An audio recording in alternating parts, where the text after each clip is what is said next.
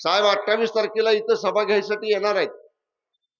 त्यामुळे तुम्हाला 28 तारखेला फलटणकरांना काय हवंय, फलटणचा पुढच्या 5 वर्षाचा अनिकेत राजेंच्या नेतृत्वाखाली काय रोडमॅप करायचा आहे. आणि दहशत कोणतं ऐकलो मगाशी मी आल्यानंतर बोलत होतो, शिवसेने पुढं आणि ह्याच्या पुढं नाही काय दहशत चालत आमच्या पुढे, उलटी आमची दहशत असती. पण आता मंत्री झाल्यापासून आम्हाला साहेबांनी सांगितले दमाने घ्या जरा. म्हणले तुम्ही मंत्री आहे, तुम्हाला ती आरेतुरीची भाषा आरेकाराची भाषा शोभत नाही, शंभूराज म्हणले मंत्र्यासारखं वागा जरा. पण शेवटी त्याला पण बाबा काहीतरी संयम असतो, काहीतरी मर्यादा असतात.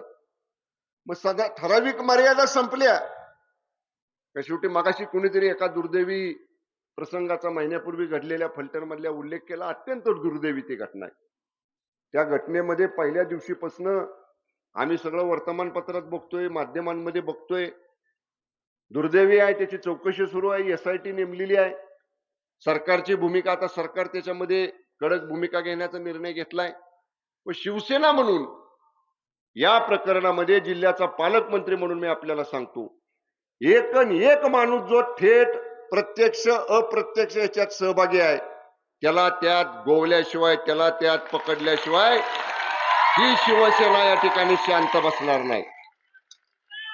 कुठल्याही परिस्थितीमध्ये अशा बिचाऱ्या त्या माय माऊलीला एवढं हतबल होऊन ते कृत्य करायला ज्यानं कोणी लावलं असेल, मी कोणाचं नाव घेणार नाही, कोणाकडे उंगली निदर्श करणार नाही. शेवटी पोलीस तपासामध्ये सगळे येणार आहे. आणि आता पोलिसांचा तपास SID कडे गेलेला आहे, स्टेट म्हणजे विशेष तपास पथकाकडे गेलेला आहे. विशेष तपास पथक ह्या सगळ्या गोष्टीवरती लक्ष ठेवल. आणि पालकमंत्री म्हणून जिल्ह्याचा शेवटी आता आचारसंहिता निवडणुकांची आहे, ठीक आहे, आचारसंहिता महिन्या 2 महिन्यात संपल.